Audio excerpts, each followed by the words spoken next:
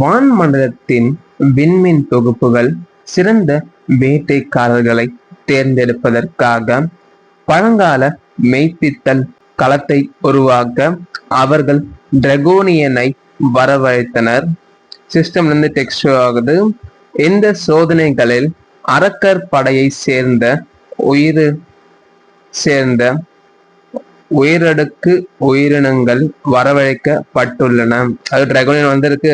So time limit 10 minutes சொல்லி show ஆகுது. குரோனோஸ் உனது பலத்திற்கு நீ 10 நொடிகள் கூட தாக்கு பிடிப்பாய் என்று தோன்றவில்லை. 10 செகண்ட்ல தோற்றுவன்றாரு. நம்ம ரயோகாவும் அது டிராகோனியனாக இருந்தாலும் 1 ஸ்டார் சோதனைக்கு ஏற்ப இது பலவீனப்படுத்தப்பட்டிருக்கலாம். ஆனாலும் இது எளிதாக இருக்கும் என்று அர்த்தமல்ல. நில், இவற்றை மாற்றி அமைக்க எனக்கு சிறிது நேரம் கூட சொல்லிட்டு ரேகா சொல்றான். சிஸ்டம் டெக்ஸ்ட் வருது. தவளைகள், அதாவது பிளேக் நோயை ஹீரோ அதற்கு வர வைக்கிறான். அதாவது அவங்க கிட்ட இருக்க அந்த ஃப்ராக்மனை மாடிஃபிகேஷன் பண்றான். தவளைகள் வெற்றிகரமாக மாற்றி அமைக்கப்பட்டன. அதாவது பிளேக் ஜாம்பிஸா மாறிடுச்சு, விஷ ஜாம்பியாக மாற்றப்பட்டது அப்படின்னு சொல்லி நோட்டிபிகேஷன் வருது. நம்ம குரோனோஸும் என்ன உடனுக்குடன் அவற்றை மாற்றி அமைக்கிறாயா அப்படின்னு சொல்லிட்டு கேட்கிறாரு. நம்ம ரேகாவும் சரி, கால பயணத்திற்கு முன்பு நான் 9 நட்சத்திர நெக்ரோமன்சராக இருந்தவன். சரி, நான் தயாராகிவிட்டேன், வா மோதி பார்ப்போம் சொல்றான். ஸோ அந்த டிராகோனியனும் அதனுடைய கிளாஸை வச்சு ரொம்ப ஆக்ரோஷமா நம்ம ஹீரோ அட்டாக் பண்ண வருது. ஃப்ராக்மென்ஸ் என்ன பண்றாங்கன்னா அந்த டிராகோனியன் மேல ஜம்ப் அடிக்கிறாங்க. என்ன பண்றாங்கன்னா அதனுடைய கடினமான உடலை கடிக்கவும் முயற்சிக்கிறாங்க. அண்ட் அந்த டிராகோனியன்றது பாத்தீங்கன்னா ஒரு சிம்பிளா ஒரே ஸ்ட்ரைக்ல ஃப்ராக்மெனை கொல்லவும் செய்யுது. ஸோ அதை கொன்னவொன்னு என்ன ஆகுதுன்னா விஷ அமிலம்னால அது பாதிக்கவும் படுது. அதாவது பாய்சன் ஆசிட் அதோட லெவல் பாத்தீங்கன்னா 12 இருக்கு. நம்ம ரிவ்யூ யோசிக்கிறான். அந்த தவளைகளின் அனைத்து வலிமை தரவுகளையும் நான் விஷமாக மாற்றினேன். அதாவது அவங்க தற்போது 2 மடங்கு பாய்சனான ஜாம்பிஸா மாறி இருக்கணும். எனது தகுதிகளும் திறன்களும் குறைந்திருக்கலாம், ஆனால் அந்த விஷம் இப்போது தீவிரமாக செயல்பட தொடங்கி இருக்க வேண்டும். நம்ம டிராகோனியனும் சொல்லிட்டு வெறி கொண்டு ஆக்ரோஷமா ஓடி வருது. நம்ம ரேகா அந்த விஷத்தை தாங்கி நிற்பதை பார்த்தால் நீ ஒரு பலசாலியாகத்தான் இருக்கிறாய். சிஸ்டம் நோட்டிபிகேஷன் வருது.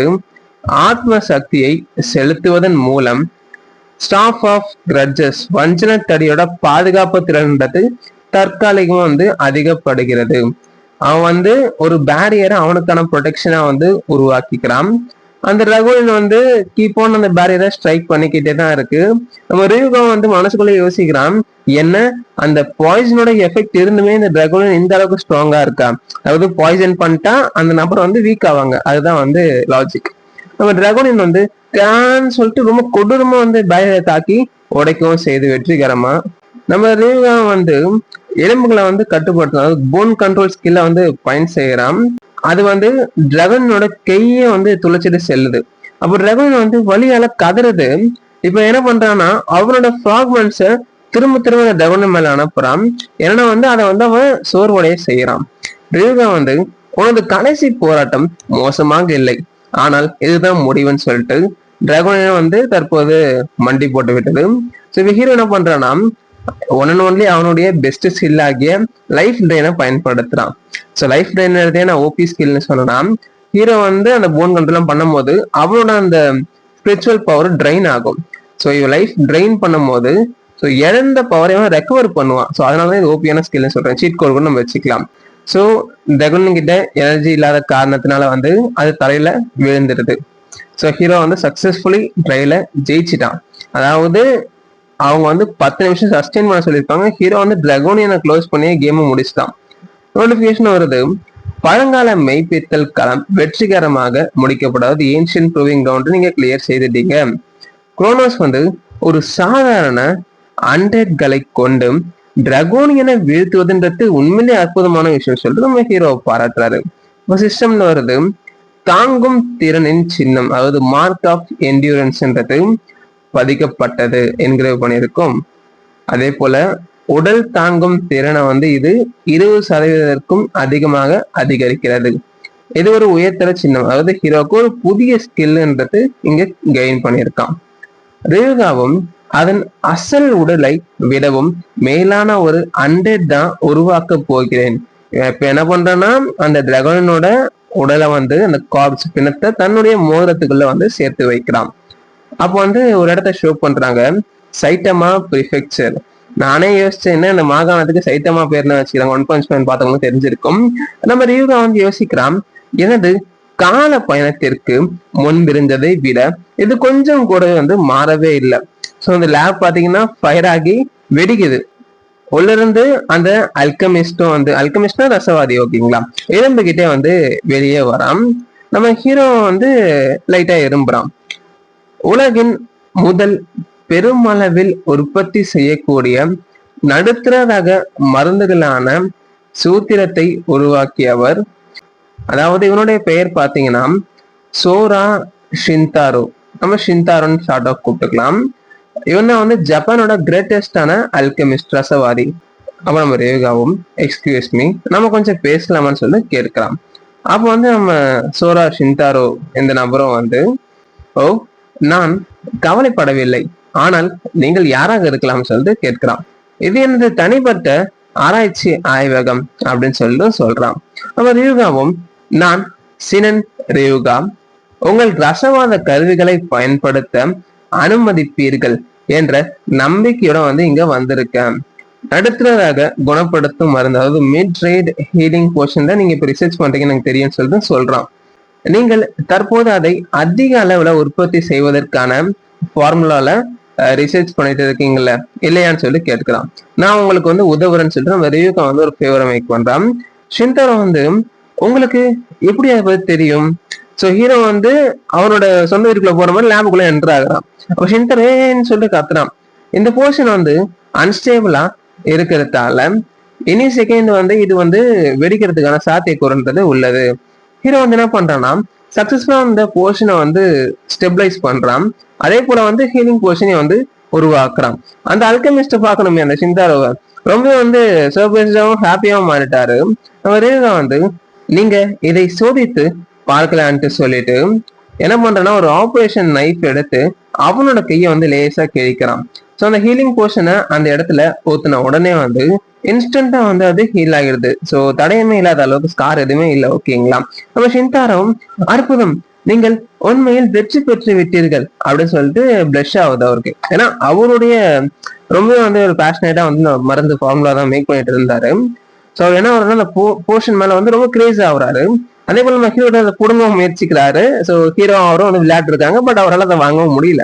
அப்போ ரீகா வந்து, அந்த சூத்திரத்தை பற்றி தெரிந்து கொள்ள ஆர்வமாக இருக்கீங்களா, அந்த ஃபார்முலால நீங்க கியூரியஸா இருக்கீங்களா? நம்ம ஷின்தாரோ, ஆம் நிச்சயமாக அப்படின்னு சொல்லிட்டு சொல்றாரு. நம்ம ரீகா வந்து, அப்படியானால் எனக்கு சிறிது காலம் உதவி செய்ய உங்களுக்கு சம்மதமானு சொல்லி ரொம்ப ஸ்னீக்கியா தான் கேட்கிறான். நம்ம ரியூகாவும், உனக்கு ஆர்வம் இருக்கிறது என்று எனக்கு தெரியும். உண்மையில் உன்னுடைய ரசவாத கருவிகளை சிறிது கடன் வாங்கலாம் என்றுதான் வந்தேன்னு சொல்றான். நாம் நிபந்தனைகளை மாற்றிக்கொள்வோம், நீ ஏன் என்னிடம் சேர்ந்து வேலை செய்யக்கூடாதுன்னு சொல்ல நம்ம ரேவகா கேட்கிறான். மருந்து தயாரிக்கும் முறைகளையும் இன்னும் பல விஷயங்களையும் நான் உனக்கு கற்று தருவேன்னு சொல்லி ஹீரோ வந்து ஆஃபர் மேக் பண்றான். அதற்கு பதிலாக லாபத்துல 6-4 என்ற பங்கீடு இருக்க வேண்டும். அதாவது அவனுக்கு வந்து 4 ஷேர் போல போகும். நம்ம ஷின்தாரோ, நிச்சயமாகவா, எனக்கு அந்த 4 பங்குன்றது கிடைக்குமான்னு சொல்லிட்டு கேட்கிறாரு.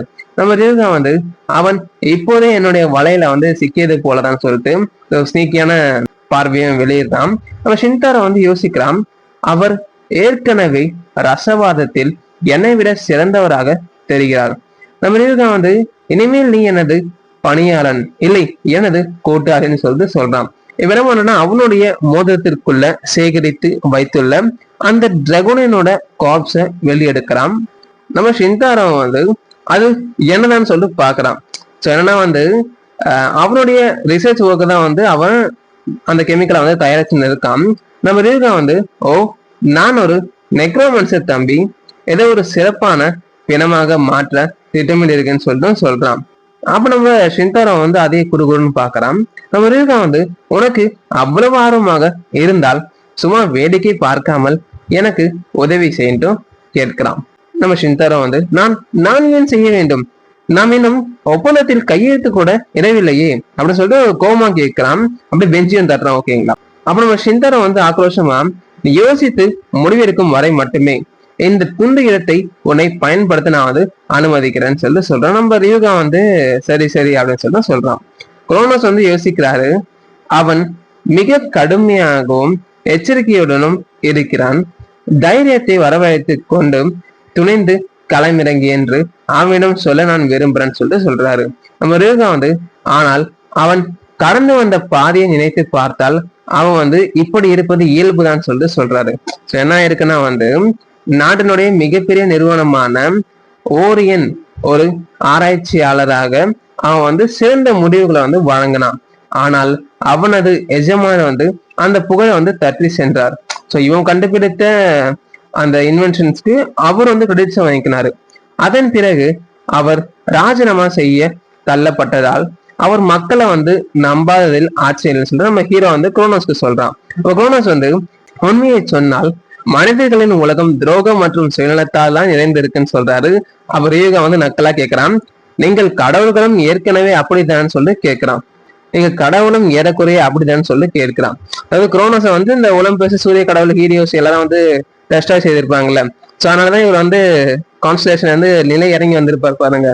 ஸோ அதுவுமே கிடையாது. ஹீரோ வந்து காடுக்கு ரிவெஞ்ச் எடுக்க ஹெல்ப் பண்றேன்னு சொல்லியிருப்பான். ஸோ அதனாலதான் வந்து இவங்க கை கொடுத்திருப்பாங்க.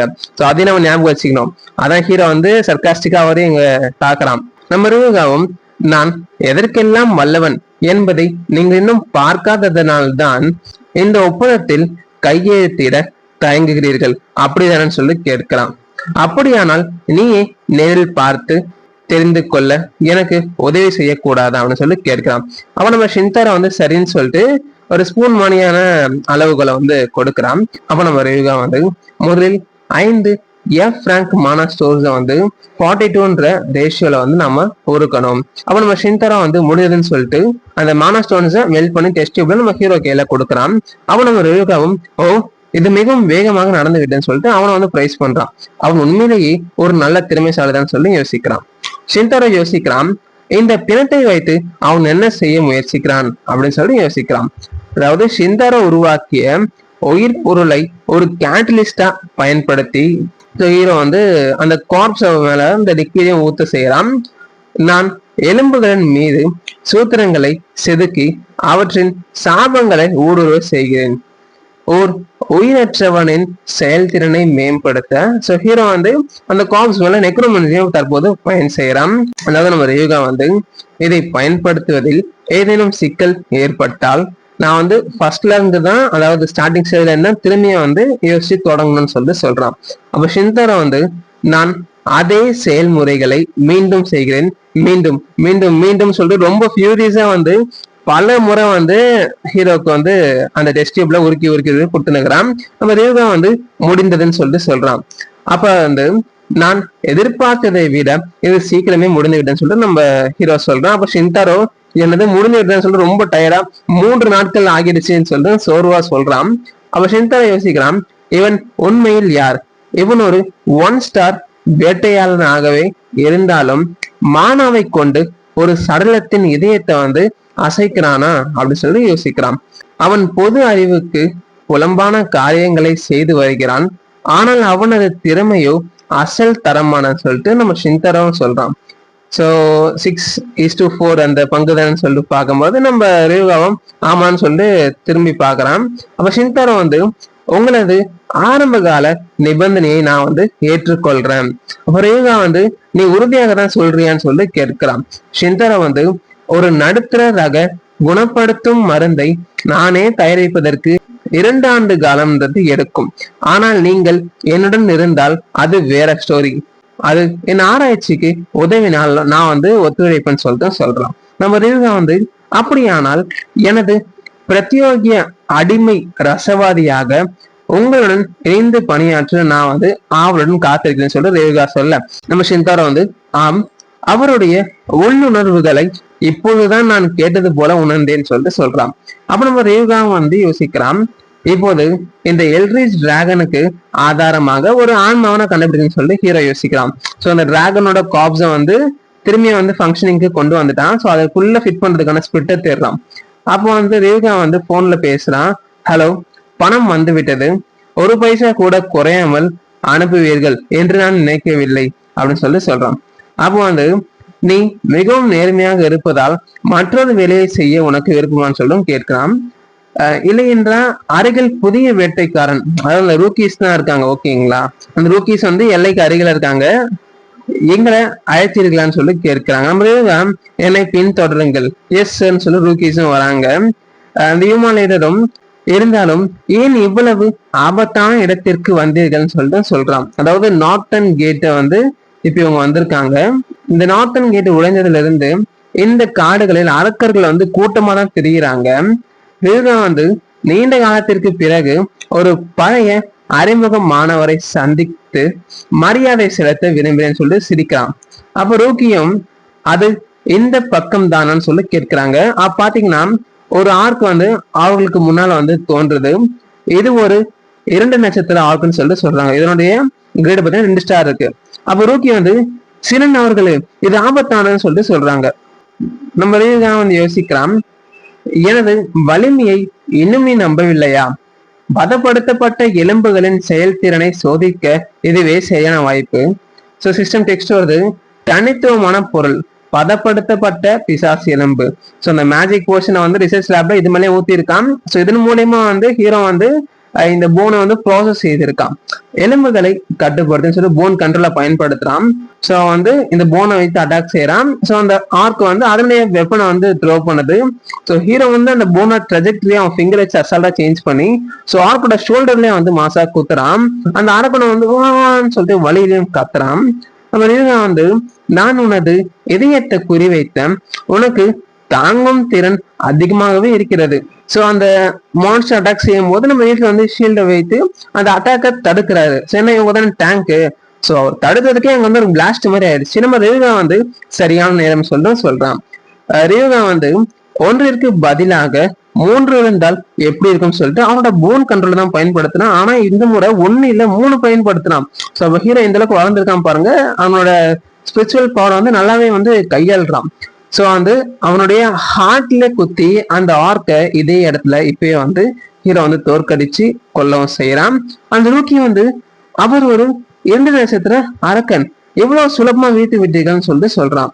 அவர் வந்து வாருங்கள், அங்கே நின்று கொண்டிருக்காதீர்கள் சொல்லிட்டு சொல்றான். என்னை பின்தொடருங்கள், உண்மையான வேலை இப்போதுதான் ஆரம்பமாகிறது. அப்ப ஹியூமனிடம் என்ன, ஆனால் நீ மீண்டும் நினைவு கூற விரும்பும் ஒருவர் இருப்பதாக சொன்னாயே அப்படின்னு சொல்லிட்டு கேட்கிறாரு. இதுதான் சரியான வழி என்று உனக்கு உறுதியாக தெரியுமான்னு சொல்லிட்டு ஹீரோ கொஸ்டின் பண்றாரு.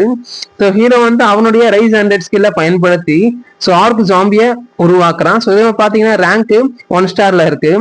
யா, அந்த மனிதன் அந்த ஆர்க் கிராமத்தில் தான் இருக்கிறான். நம்ம ஹீரோ வந்து அந்த ரூக்கீஸ் கூட வந்து வில்லேஜ் நோக்கி தான் செல்றான். அந்த ரூக்கியும், ஆனால் நீங்கள் யாரையும் சந்திக்க வேண்டும் என்று சொன்னீர்களே, இது சரியான வழி என்று உங்களுக்கு உறுதியாக தெரியுமான்னு கேட்க, ஆம், அந்த மனிதன் இந்த ஆர்க் குடியிருப்பில் தான் இருக்கான்னு சொல்லிட்டு நம்ம ரேகா சொல்ல சிஸ்டம் நோட்டிபிகேஷன் வருது. ஆர்க் ஜாம்பி இனம் வந்து 100, தரம் வந்து 1 நட்சத்திரம். நம்ம ரேகா சொல்றான், நாம் இதற்கிடையில் கொஞ்சம் பணம் சம்பாதிக்கலாம் இல்லையா, நீயும் ஒத்துக்கிறாய்தான்னு சொல்லிட்டு ரூக்கீஸ் வந்து கேட்க அவங்க பேச்சே இல்லாம நிக்கிறாங்க. ஸோ அங்க இருக்க ஆர்க்ஸை வந்து அசால்ட்டா டெஃபிட்டும் செய்யறாங்க. எல்லாருமே வந்து ஈக்குவல் கான்ட்ரிபியூஷன் தான் கொடுக்குறாங்க. ஸோ அப்போ சிஸ்டம் டெக்ஸ்ட் வருது, ஸ்ட்ரென்த் 0.5 உயர்த்தப்பட்டுள்ளது, ஸ்டாமினா 0.4, உங்கள் நிலை உயர்த்தப்பட்டு சொல்லிட்டு ஹீரோ வந்து லெவல் 13க்கு வந்து டெவலப் ஆகிறான். அப்ப சிஸ்டம் டெக்ஸ்ட் வருது, இந்த இனத்திற்கான பண்பு வரம்பை நீங்கள் அடைந்து விட்டீர்கள். இந்த இனத்திலிருந்து நீங்கள் இனிமேல் பண்புகளை உள்வாங்க இயலாது. அதாவது ஹீரோ வந்து ஸோ லிமிட்டை ரீச் பண்ணிட்டான். இதுக்கப்புறம் அவங்களோட ஸ்டாண்ட் ஹீரோல அப்சர்வ் பண்ண முடியும்னு கேட்டா முடியாது. பிறகுதான் யோசிக்கிறான், சரி அப்படி இல்லை என்றால் தான் நான் ஆச்சரியப்பட்டிருக்கேன்னு சொல்லிட்டு சிஸ்டம் பார்த்து யோசிக்கிறான். அப்ப ரேகாவும் எந்த வேட்டையை இத்துடன் முடித்துக் கொள்ளலாம் சரியான்னு கேட்க, ரூக்கீஸ் வந்து அப்படியானால் கூடாரம் அமைப்புன்னு சொல்லிட்டு அப்படியே ரொம்ப ஃபாஸ்டா வந்து சமைச்சு சாப்பிட ஆரம்பிச்சிடாங்க நைட்டு ஃபுட்டையே. அப்புறம் ரேகா வந்து நீ உண்மையில் நன்கு தயாராக தான் வந்திருக்கிறான்னு சொல்லி சொல்றான். ஏன்னா ஹீரோ கூட போனா அசால்ட்டா 3 நாள் ஓடுன்னு அவனுக்கே தெரிஞ்சிருக்கு. ஓகேங்களா? அப்ப அங்க இருக்க கம்பெனியன் வந்து இது ஏற்கனவே 3வது நாள்ன்றது ஆகிவிட்டதுன்னு சொல்லிட்டு சொல்றான். ரேகா வந்து எனது தகுதிகள் கொஞ்சம் உயர்ந்துள்ளன, நாளைதான் நமது கடைசி வெற்றின்னு சொல்லிட்டு சொல்றான். அப்ப நம்ம ரூக்கீஸும் வந்து புரிஞ்சது சார் அப்படின்னு சொல்லிட்டு சொல்றாங்க. சோ இன்னைக்கு ஹீரோ வந்து நாங்க காவல் காக்குறோம், சோ நீங்க ஓய்விடுங்க அப்படின்னு சொல்லும் போது நம்ம ஹீரோ வந்து தேங்க்ஸ்ன்னு சொல்லிட்டு தூங்க செல்றான். சோ அடுத்த ஷிஃப்ட் பாத்தீங்கன்னா நம்ம ஹீரோ வந்து அந்த ரூக்கீஸ் வந்து நல்லாவே உறக்கம் விடுறாங்க. அப்ப ரேகா வந்து ஒரு மலை உச்சியில உட்காந்து வந்து யோசிக்கிறான். சோ இப்பதான் வந்து நைட் டியூட்டி அவன் பாக்குறான். ஓகேங்களா? சோ நம்ம ஹீரோ வந்து இது ஏதோ நட்சத்திர மேகம் போல இருக்கிறதுன்னு சொல்லிட்டு அந்த நைட் டியூட்டி பார்க்கும்போது யோசிக்கிற அந்த காவல்ல எனது நிலையம் உயர்ந்திருக்கிறது, திறக்கப்பட்ட அந்த அறிவின் ஒரு பகுதியை வசப்படுத்துவதற்கான நேரம் எதுன்னு சொல்லிட்டு சொல்றான். சிஸ்டம்ல இருந்து டெக்ஸ்ட் வருது. எதிர்பார்த்தபடியே கணினி அமைப்பின் கட்டுப்பாடுகள் காரணமாக என்னால் இதில் பெரும்பாலான பகுதிகளை படிக்க முடியும்னு சொல்லிட்டு சொல்றான் ஹீரோ.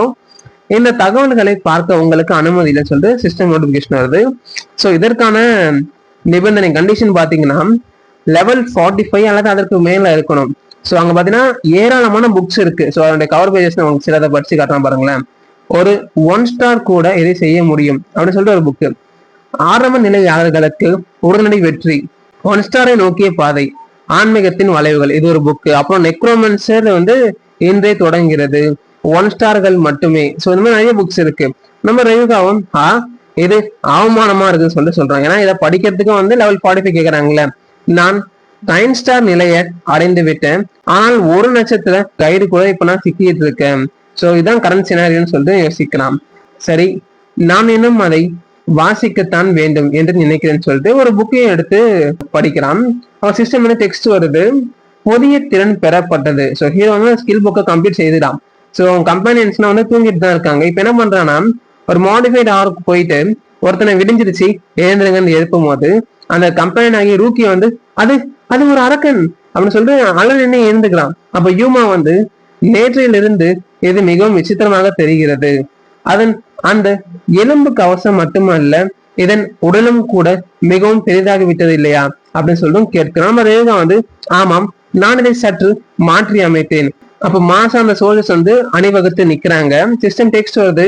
கவசமிட்ட ஜாம்பி இனம் வந்து 100 தான். ஸோ தரம் பாத்தீங்கன்னா 2 ஸ்டாருக்கு போயிடுச்சு. நேற்று பாத்தீங்கன்னா 100 அந்த ஆர்க்கு ஜாம்பியா இருக்கும் போது 1 ஸ்டார் தான். ஸோ ஹீரோ புக்கை படிச்சு ஸ்கில்ல அப்ளை பண்ணி ஸோ வந்து இதை இன்னுமே வந்து ஹியூஜா மாத்திட்டான். 2 ஸ்டார் ஆயிடுச்சு. சிறப்பு இயல்புகள் பாத்தீங்கன்னா எலும்பு கவசம் பூண்ட மனித திறனுக்கு அப்பாற்பட்ட வலிமை கொண்ட ஒரு உயிரின ஜீவி, அளப்பரிய ஆற்றலையும் மிக உயர்ந்த தாங்கும் திறனையும் கொண்டது. அப்போ வந்து சிஸ்டம் டெக்ஸ்ட் வருது. எலும்பு கவசம் பாத்தீங்கன்னா சி கிரேட்ல இருக்கு. எலும்புகளை கவசமாக வடிவமைத்து அணைக்கிறது. சதை நிலையும் சொல்லி ஹீரோ இன்னொரு ஸ்கில் இருக்கு. அதாவது தன்னுடன் இணைந்திருக்கும் சதை துண்டுகளை கையாளும் திறன் கொண்டது. அப்ப நம்ம ரேகாவும் இப்போது ஆர்க் செட்டில்மெண்ட்டுக்கு சில நேரம் வந்து விட்டேன்னு சொல்றான். ஸோ என்ன பண்றாங்கன்னா ஆர்க் குடியிருப்புன்றது நம்மளுக்கு ஷோ பண்றாங்க. சூரியனம் வந்து அஸ்தமனம் ஆகுது. நம்ம ரேகா வந்து எலும்புகளை கட்டுப்பாடு சொல்லிட்டு போன் கண்ட்ரோல பயன்படுத்தி ஆக்ஸை வந்து கிரஷ் பண்றான். ஸோ அங்க இருக்கிற இன்னும் சில ஆக்ஸ். ஓகேங்களா? ஸோ மொத்த வில்லேஜ் வந்து இன்னைக்குதான் லாஸ்ட் கண்ட்ரி ஹீரோ டிசைட் பண்ணியிருந்தான். பாத்தீங்களா? நிறுத்து, இவ்வளவு கஷ்டப்பட தேவையில்லைன்னு சொல்றான். அப்ப என்ன ஆகுதுன்னா ஆர்க் சீஃப் வந்து கமாண்டை ப்ரொவைட் பண்ணுது. ஸோ அந்த இன்ட்ரூடர்ஸ் வந்து அட்டாக் செய்யுங்கன்னு சொல்லிட்டு. அப்ப ஆர்க்ல இருக்க வில்லாளன் வந்து தாக்கா சத்தம் கேட்குது. ஸோ அந்த ஆரோ வந்து நம்மளோட ரூக்கீஸ் வந்து ஷீல்டு வைத்து பிளாக்கும் செய்யறாங்க. யூகாரனுக்கு அந்த பெண் வேட்டைக்காரரை வந்து ஃபயர் ஆரோ கேஸ்ட் பண்ணி ஸோ ரொம்பவே சூப்பரான டேமேஜை மேற்கொள்றாங்க. குரோனோஸ் மீன் வந்து இது மிகவும் பயனுள்ளதாக இருக்கிறதுன்னு சொல்லிட்டு சொல்றான். சரி, எங்கிருந்து அவங்க இன்னும் அதிகமாக வளர்வாங்கன்னு சொல்றாங்க. அப்ப வந்து ஆர்க் சீஃப் வந்து தாக்குங்கள் சார்ஜ்னு சொல்லிட்டு அட்டாக் செய்ய சொல்றாரு. நம்ம ரேகா வந்து சோ அவனோட சோல்ஜர்ஸை வச்சு சார்ஜ் பண்றான். இது எதிர்பார்த்ததை விட சிறப்பாக இருக்கிறது சொல்லிட்டு ரேகா சொல்றான். நேற்று இரவு அறிவு நூலகம், அதாவது லைப்ரரி ஆஃப் நாலேஜ், அந்த புத்தகங்களை படித்தது மிகவும் பயனுள்ளதாக அமைந்ததுன்னு சொல்லிட்டு சொல்றான். சோ அப்ப ரேகா வந்து அவர்கள் முற்றிலும் திகிலடைந்து விட்டனர், ஆனால் அது வெற்றிக்கான ஆரம்பம் தான் சொல்லிட்டு சொல்றான். சோ அப்ப அமைப்புல இருந்து சிஸ்டம் டெக்ஸ்ட் வருது. கவச சாம்பியின் கவசம் வந்து சேதம் அடைஞ்சிருச்சு, உறுதித்தன்மை குறைந்து விட்டதுன்னு சொல்லிட்டு. ஸோ இதனுடைய அந்த டிஃபென்ஸ் வந்து -15% ஆயிருச்சு. அப்புறம் இதுதான் வந்து எலும்பு கவசம் அந்த போன் ஹார்மரை வந்து அவனோட ஸ்கில்ல பயன்படுத்தி ரிப்பேர் செய்யறான். கவச ஜாம்பி இப்ப திரும்பிய சிஸ்டம்ல நோட்டிபிகேஷன் வருது, கவச ஜாம்பியின் கவசம் வந்து சரி செய்யப்பட்டது. ஸோ இதனுடைய டியூரபிலிட்டி பார்த்தீங்கன்னா +20% வந்து அதிகரிக்குது. ஆர்க்கு தலைவன் ஒன்றும் புரியாம பாக்குறான். இப்போ ஹீரோ வந்து புதுசா கிடைச்ச ஸ்கில் என்னது, அந்த விக்லிங் ஃபிளஷ் நெளிந்தாடும் சதையை பயன்படுத்துறான். ஸோ அதனால என்ன ஆகுதுன்னா ஆர்க் வந்து அந்த ஃபிளஷை சாப்பிட்றதுல வந்து டிஸ்ட்ராக்ட் ஆகுது. ஸோ ரூக்கி வந்து அவன் அந்த ஆர்க்கின் அசைவுகளையும் வந்து தடுக்க நகராம தடுத்துக்கிறதுக்கு அதுக்கு வந்து ஃபிளஷை வந்து உணவா அளிக்கிறான். அந்த ஜாம்பியின் சதையை வந்து பயன்படுத்துறான். ஸோ ஹீரோ வந்து அந்த ஆர்க்கை மாடிஃபை பண்ணியிருப்பான். அப்பதான் அவனுக்கு 2 ஸ்கில் கிடைச்சிருக்கும். ஸோ அந்த போன் ஆர்மர் அப்புறம் இந்த விக்லிங் ஃபிளஷ். ஸோ ரூக்கி வந்து இந்த மனிதன் வலிமையானவர் மட்டுமல்ல, அவரது திறன் பயன்பாடு முற்றிலும் மாறுபட்ட ஒரு நிலையில தான் இருக்குதுன்னு சொல்லிட்டு ஹீரோ வந்து பிரைஸ் பண்றாங்க. ஸோ அந்த டிஸ்ட்ராக்ஷன் காரணமா வந்து ஹீரோ வந்து டைரக்டா இப்ப பாஸை வந்து ஃபேஸ் செய்யலாம். ஸோ சிஸ்டம் நோட்டிபிகேஷன் வருது. ஸோ பெர்செக் மூலம் அதாவது வெறித்தனமான நிலைன்றது செயல்படுத்தப்படுகிறது. So ark chief ark boss எல்லாரும் ஒண்ணுதான் கைஸ். ஸோ இது வந்து அந்த ஆர்க் பாஸ் ஆக்டிவேட் பண்ற ஸ்கில் இந்த பெர்செக் மூடன்றது. எச்சரிக்கை, எதிரி வந்து ஆபத்தானவர், தனித்துவமான ஜாம்பியா வந்து இவர் எவால்வ் ஆயிட்டாருன்னு சொல்லிட்டு வருது. அப்ப நம்ம ரேகாவும் நக்கலா சொல்றான், ஒரு வழியாக நான் காத்திருந்தே கலைத்து விட்டேன்னு சொல்லிட்டு சொல்றான்.